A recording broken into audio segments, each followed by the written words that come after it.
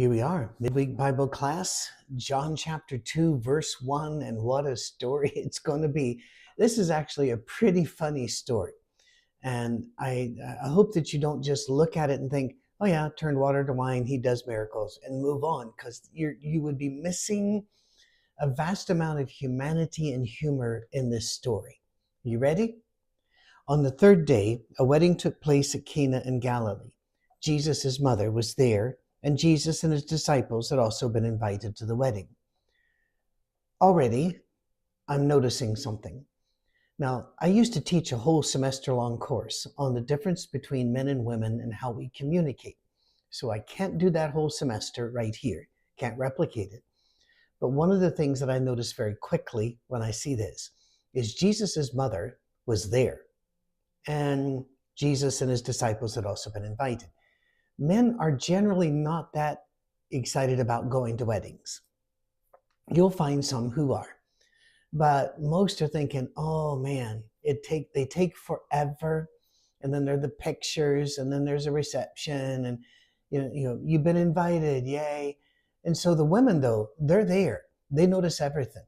They notice every decoration, every candle, every bit of lace and fabric.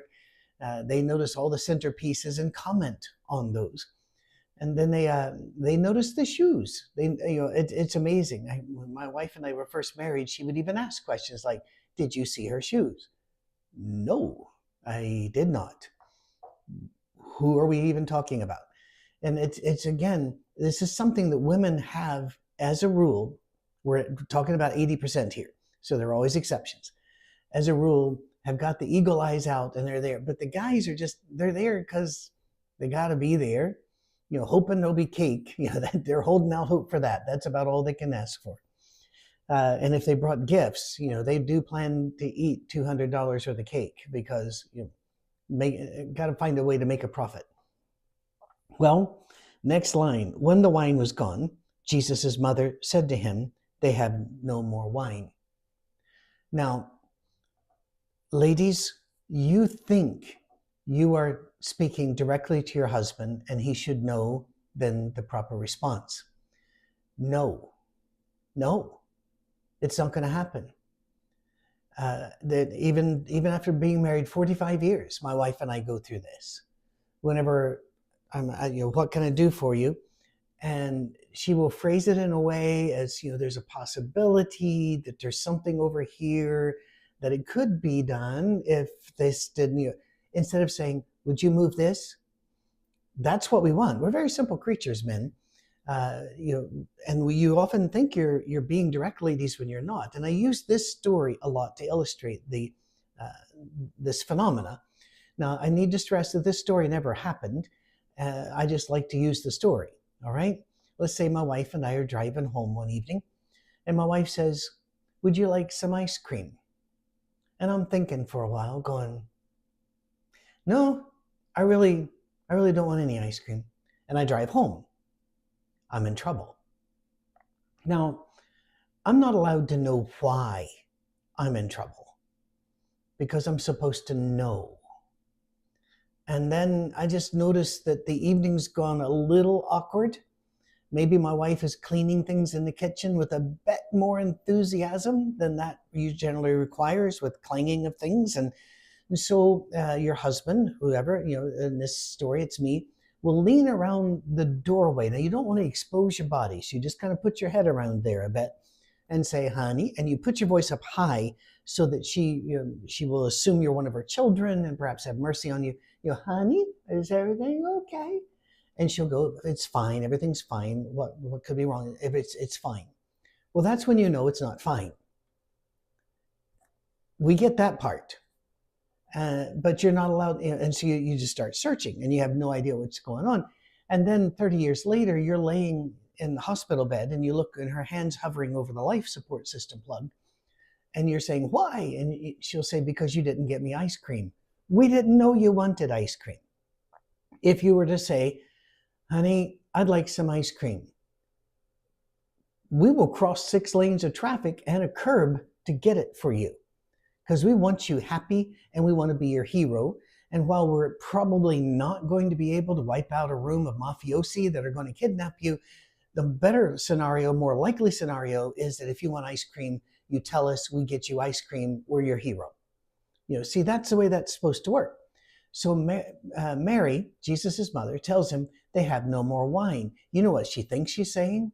She thinks she's saying, oh, they are terribly embarrassed. Please help them out here. They need more wine. That's what she thinks she said. But she didn't. Now, Jesus, being the creator of woman 1.0, he knows this, and he's got a big edge on women's communication. So he knows what she's really asking is for his help in keeping the host from being embarrassed. So he says, dear woman, why do you involve me? My time has not yet come. Now, the dear is added by the NIV for a good reason. In the manuscripts, it just says woman. And whenever we talk to each other, if I said woman, for some reason, that's looked upon as kind of aggressive and not polite. So we need to understand that in their society, it's the same thing as saying, dear lady, ma'am, mom. It was not an impolite thing. Now let's review a little bit. She doesn't tell him to do something, but thinks she did. He says, no.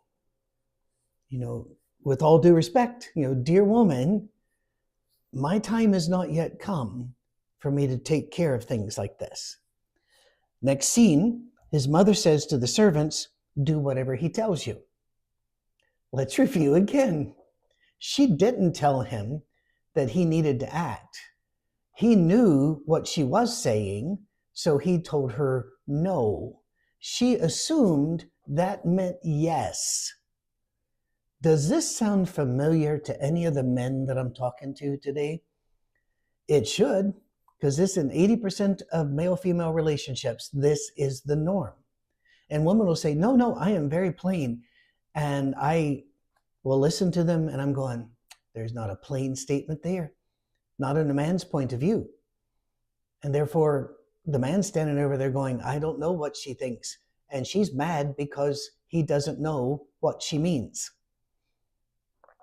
Ladies, do not try to make your men think like you.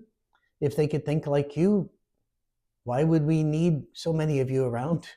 We need your different thoughts. We need your different perspectives, but we also need some direction. It'll be, for example, a woman will tell her kids, be nice. Well, that has no meaning at all. The dad will come in and say, if you hit your brother again, I'm taking your toy away. Okay, more direct. So I'm not saying men are better. What I'm saying is, ladies, understand that when you talk, you sound like Mary. And when we say no, and you assume that means yes, we're confused. Jesus is not. I can't help but think when he looks over and sees her telling the servants, now you do whatever he tells you to do. He just kind of goes, okay, this is really going to make some Christians upset though down the road, because we're going to be talking about alcohol here. And it is alcohol. Do not let anybody try to tell you. I grew up in a church where the preacher said that this is grape juice. No, not at all. We'll get to that. All right. I can prove to you it's not grape juice. Probably a dozen different ways, but we don't even have to go to the language for that. We can do that in this story. All right. I remember I was asked to speak in Arkansas at a county that was a dry county. Those of you that are outside the United States, counties have the right in most states to decide whether alcohol can be sold in that county or not. And you can usually know where they are because right before you hit the county, there'll be a whole bunch of liquor stores and bars because people from that county are crossing the county line constantly. Well, this church was in a famously dry county in Arkansas, and they had me teaching on this passage, and I stopped all of a sudden. I looked at him and I said, you guys wouldn't have let Jesus do this miracle in your county. And there was some nervous twittering there. I'm not always as funny as I think I am. Well, nearby stood 6 stone water jars, the kind used by the Jews for ceremonial washing, each holding from 20 to 30 gallons. What?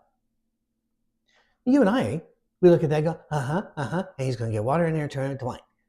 What we don't understand is that anybody in the first couple centuries reading this would have been, what? Because ceremonial washing jars have nothing to do with wine at all. In fact, that is kept away from anything one might consume, wine or water. These are washing jars.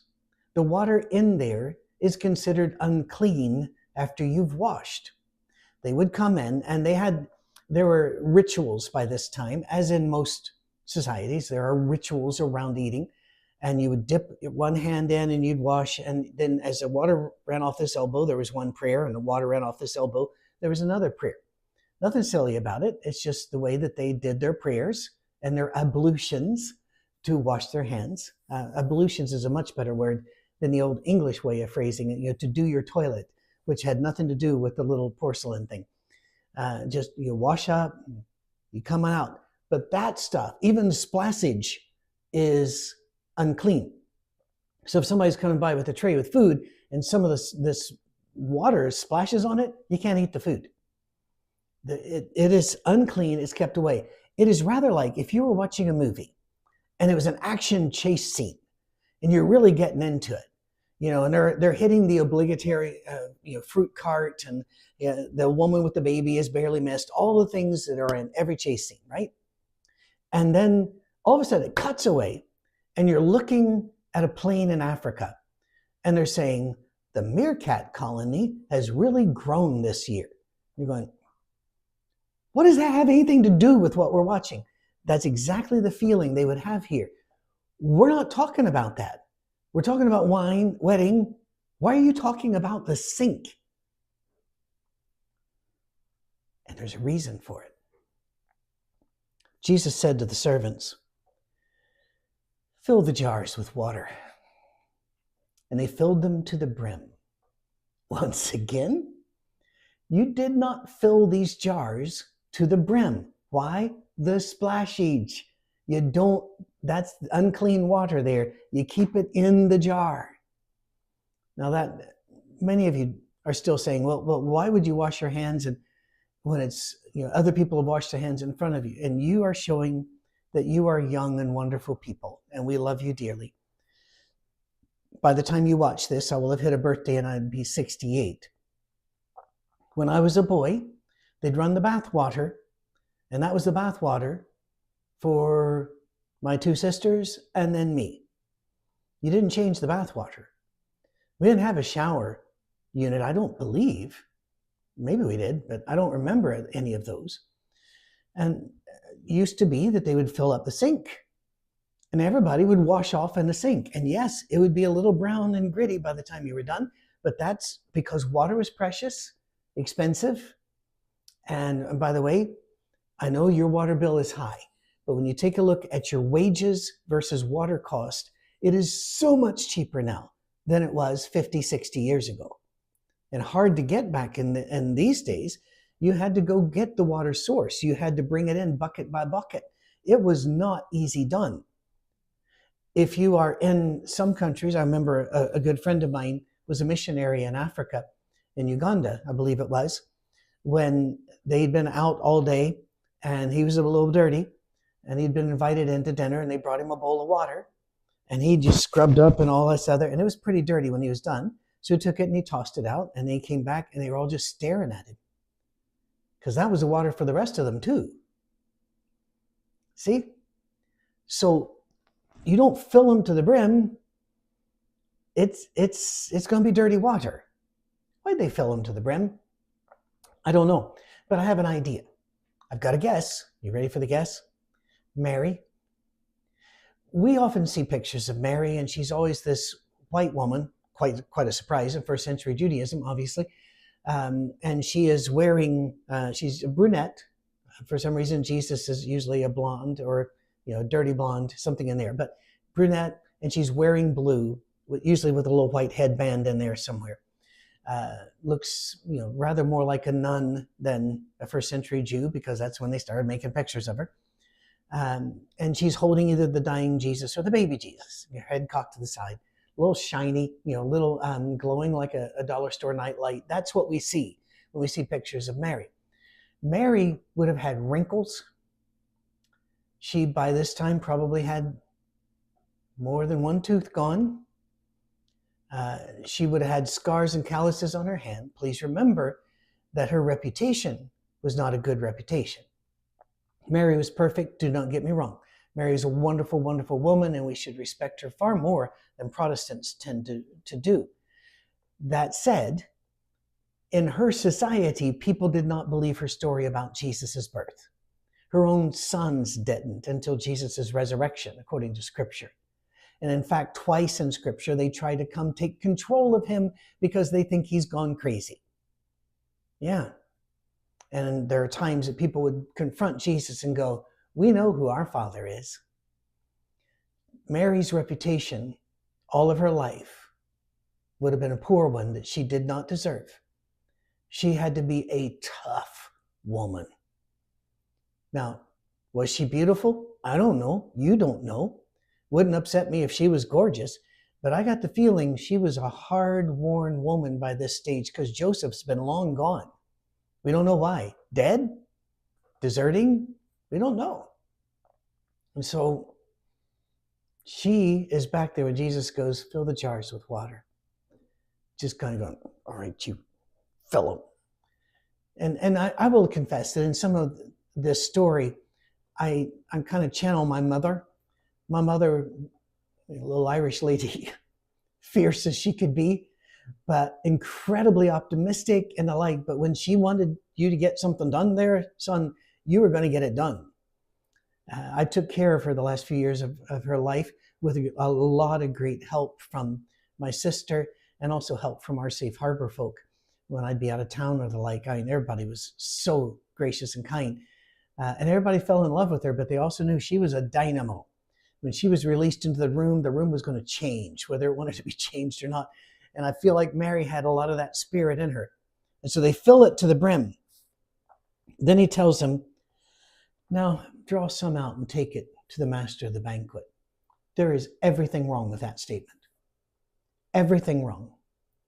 First of all, Jesus didn't have to do any of this. He could have just said no again, or to please his mother, he could have just refilled the wine skins or the amphorae, which are the jugs that were used for wine, well away from the jugs that are used for washing.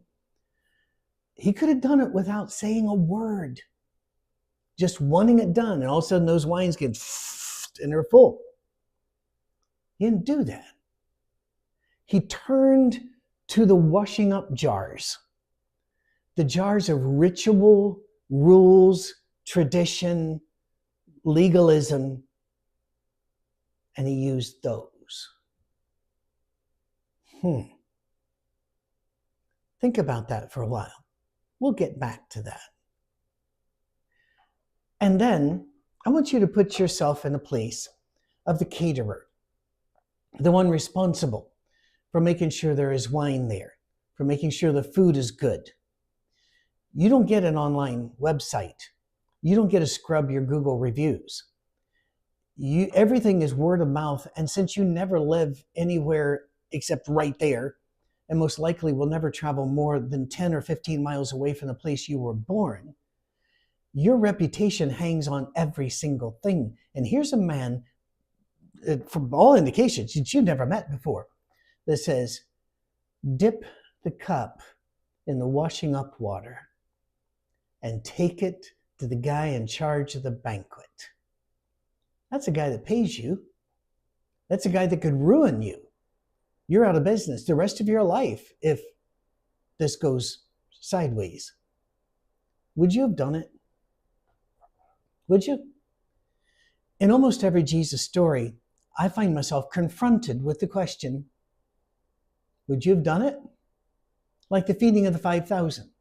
5,000 people out there, they're all hungry. And it says 5,000 men. Please understand, it doesn't mean 5,000 men plus the women and children. 5,000 men means 5,000. Language being what it is. It includes the others.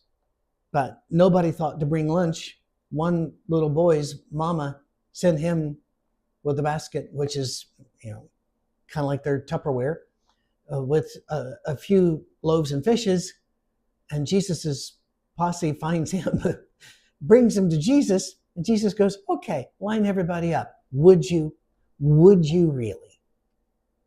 Seriously. You're looking at a few pieces of bologna and some white bread and a little bit of mayonnaise, and you're going, well, let's just line up 5,000 people, shall we? Really? But they did. Sometimes when the apostles waver a bit or have questions that we look back on after 2,000 years of the Holy Spirit leading us and go, that's a silly question. Sometimes we give the apostles a kicking when they don't deserve it. Their faith was far beyond any of my faith. And all those things where I asked, would I have done it? They did it. I don't know why the caterer does this. They did so. They took it to him. I want you to think, put yourself, come on, be an empathetic person. Put yourself inside their skin now. You gonna be shaken a bit? I certainly would be. You gonna duck a little bit away before he takes that first sip? I certainly would have if I got to that point. Master of the banquet tasted the water that had been turned into wine. And here's an unnecessary sentence in the Bible. Yes, I said what I said. He did not realize where it had come from, though the servants who'd drawn the water knew. I know he didn't know where it came from because he tasted the wine. You've got over here 120 to 180 gallons of wine, but it's in the bathtub and it's in the sinks. Of course he didn't know. I've talked to God about this and said, some of these sentences you really didn't need to write. You could have saved that ink and then told us a little bit more about this story here or this story there.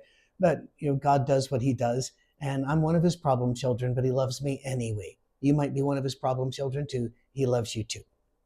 That said, then he called the bridegroom aside. Oh my goodness, if you're the caterer right now, you'd be calling Habib to bring around the camel. You're getting out of there, wouldn't you? In fact, Jesus, if he had just been one of us, would have done that when the mom says they're out of wine. He'd have gone, well, bummer, we're done. At the end of the wedding, if they turned to you and said, something, the cake didn't arrive, the meal didn't arrive, the music guy didn't arrive, so have a nice evening. The women would feel a little cheated. The men would be angry. Jesus could have just left.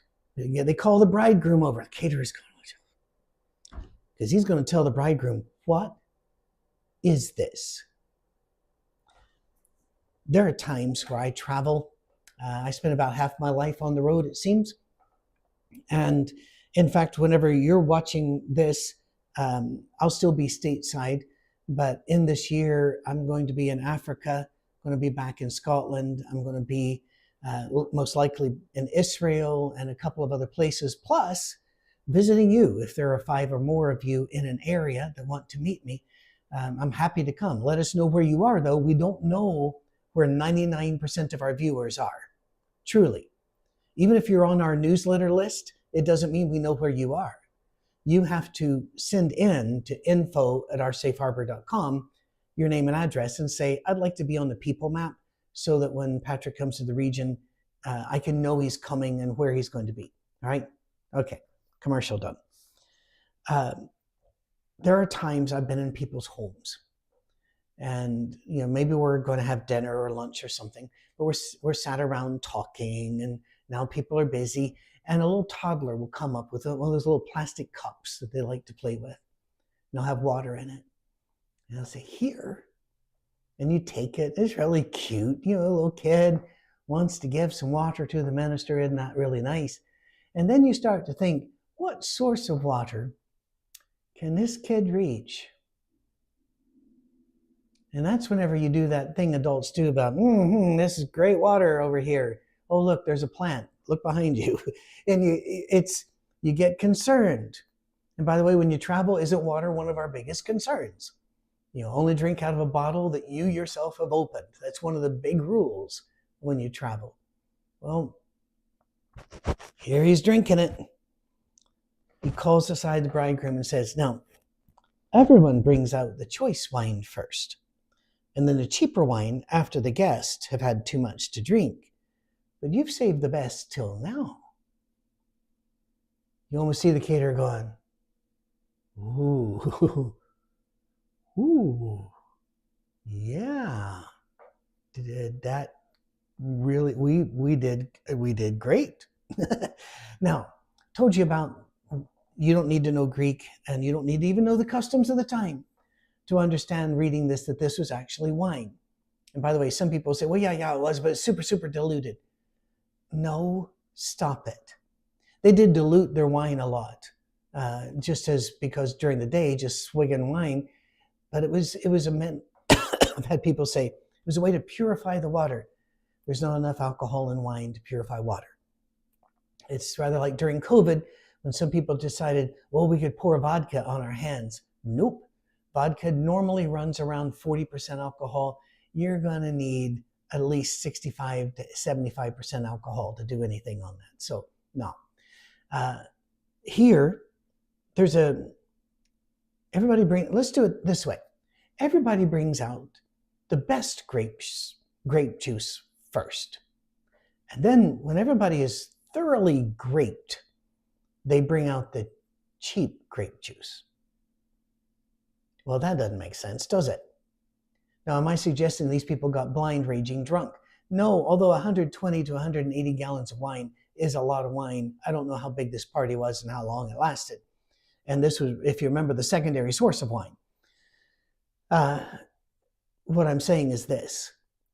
We don't need to be silly about this. The Bible has a lot to say about drunkenness and gluttony, and it is opposed to both. But I've heard an awful lot of sermons raging against having a single beer because it'll lead to your perdition, and by people who were morbidly obese and who rejoiced and talked often about how much they loved eating this much at that restaurant and this much at that one, and how much at potlucks they went back for their third time. Gluttony is a sin, so is drunkenness. But eating is not a sin. And the Bible talks about wine given to us as a gift. I don't particularly care for wine, to be honest. I don't. But I'm not opposed to it religiously. I'm opposed to being drunk, buzzed even. I'm opposed to that. Certainly, no driving. You have to be responsible. And everything given to us is given to us with its place and time. So you don't need to be a teetotaler for God to like you. Because this is Jesus' first miracle. And what did he do? Instead of refilling the wine skins or the amphorae where the wine would have been stored, he turned and looked at all of those rules and all of those laws and all of those traditions and all those things that people put between us and joy in God, and said, no. And he turned the jar's unclean water of tradition into the wine of great joy. And the Bible says in the next verse, this, the first of his miraculous signs Jesus performed at Cana in Galilee, by this he revealed his glory, and his disciples put their faith in him. Now, you've probably read that before thinking, yeah, because they saw he did a miracle. No. I'm going to say this as bluntly as I can. In the miracle stories of Jesus, almost without exception, the actual miracle is the least impressive part of the story. Because he is God, I assume he can do all those miracles. It is who he is, why he's doing it, the way he does it. It's all the context that impresses me, blows me away, in fact. He chose the water source for a reason. He did it on purpose. He had come to set all of those legalism rules aside and remove everything that keeps you from having joy in God aside. And churches ever since have been trying to shove them back into place. So that, yes, you love Jesus, and sign our doctrinal statement, and agree that this is the way to worship, and if your religion is Jesus and, get the and out. Because Jesus turned the water to wine, the sink water, the bathtub water into wine. He turned the rules into joy and celebration. And that's the good news you need to take away from this first miracle of Jesus in his ministry. God bless you. Look forward to continuing this fun journey, because it's going to be fun. John is a fun, exciting, and powerful book. It's mind-blowing. So you ready for more? We'll see you next Wednesday.